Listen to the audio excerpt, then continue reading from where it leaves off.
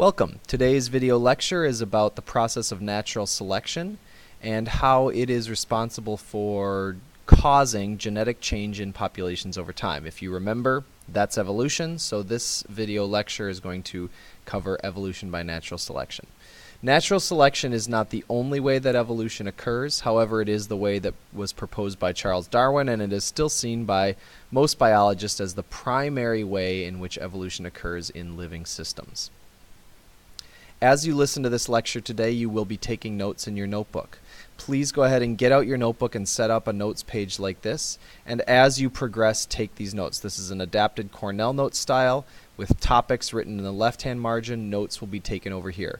This section where you describe the component, explain why it's necessary, and give an example is going to be the longest part of your notes, so you should give that the most room. Natural selection has a couple of requirements before it can occur. First, there must be variation in a species. Second, there must be a struggle for survival.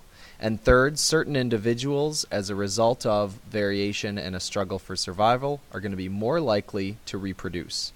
We're going to go through each of these in detail. Natural selection and evolution in general is best understood, in my opinion, through case studies or examples, real-world examples of the process occurring. It makes it easier for you to visualize the process. So I'm going to use an example to explain each of the three components of natural selection and then talk about the result. The example or the case study I'm going to use is that of a common insect in our area called a katydid. Now it is common, although many of you probably have never seen it because it is particularly good at camouflage. So here is a katydid, a normal katydid standing on, in this case, a grape leaf. And you will see that its body is particularly well designed to provide camouflage and hide it from predators. So we will use this as an example of natural selection. If you remember, the first component of natural selection is that there has to be variation in a species. Variation refers to different varieties. Part of what I'm going to expect you to be able to do when you explain to me how natural selection works is that you can explain to me what variation is and why it's necessary. So, first of all, what is variation, or how is it created? Variation is created by mutations in the DNA. In the case of the katydids, those mutations in the DNA have led to 3 different genes. These genes, pieces of DNA that have the information for producing proteins, produce proteins that create 3 different color traits in the katydid: the green, yellow, and pink. And all 3 of these are natural examples of genes that are found in katydids. So if this one looks kind of crazy to you, this is an actual picture of a katydid, one of the color variations that can occur as a result of mutations to the exact same gene. So, the second component of natural selection is that individuals will struggle for survival. So in this diagram here we see a common wren, which is or maybe this is a chipping sparrow, I'm not sure. Anyway, a predator of the katydid, and we see it here holding a katydid in its mouth. We also over here see a population of katydids, essentially a bunch of pictures of katydids, but they're meant to represent the population of katydids living in the area where this sparrow is hunting. There's going to be a struggle for survival among these katydids. They're struggling to get resources, so they're competing with each other, but they're also struggling not to be eaten, in this case, by this sparrow. So as you look at these pictures, some of these katydids are obviously going to be eaten more frequently than others because it'll be easier for the sparrow, which does have color vision, to identify prey if they are brightly colored like these yellow and pink ones are here.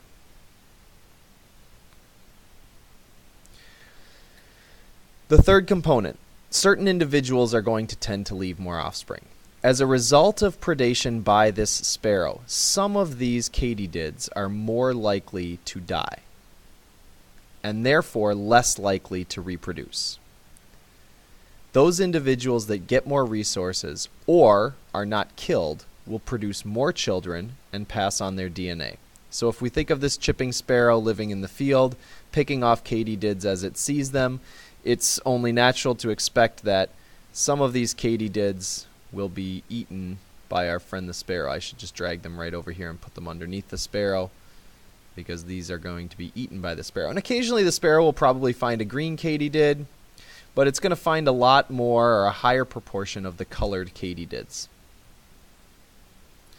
Therefore, when it comes time to reproduce, there are going to be more of the green colored katydids to pass on their DNA to their children. And that leads us to the third part of natural selection, or the result of natural selection.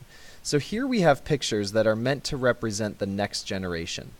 After the bird has eaten the katydids that it can find and picked out most of the pink and the yellow ones, leaving mostly green ones to reproduce, in the next generation you will find a greater number of green katydids. Okay? This explains why green katydids are so much more common. So the result of those three components is that certain traits will tend to be more common in the population over time. Over many generations, those genes, those mutations that produce a green trait, that genes that produce a green trait, are going to be more likely to survive, more likely to pass on their DNA, and therefore those traits will become more common. So individuals that carry beneficial genes will have more children. Their children will also have the beneficial genes, in this case the green coloring, to help them blend in. And the net result of this whole process is that there will have been a genetic change in the population over a period of time, over a period of generations, which is the definition of evolution. Okay, so that's a genetic change, a change in the frequency of the genes that create a green trait. They become more common over time. That's evolution. Okay. So what I'd like you to do now is get out another sheet, or on the back side of the note sheet that you've been taking, I'd like you to write the following table, although you may want to give yourself more room in the application area. One of the ways I'm going to assess you on your understanding of natural selection is that you remember the principles, but more importantly, can you apply those principles to a real life situation like the example of the katydids? So I want you to fill out a table, fill in this column, and then in this column I want you to write specifically how the katydids display this principle. How do katydids show that all living things have genetic variation? What is their genetic variation? How do they demonstrate it? How do katydids show that living things struggle for survival? What is their struggle? How are they struggling? A description here.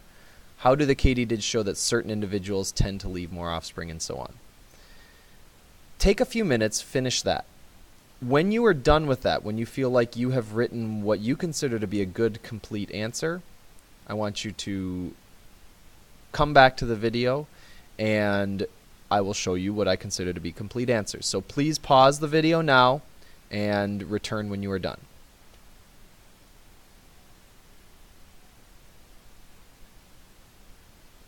Okay, here's what I consider to be good, complete answers. First principle, all living things have genetic variation.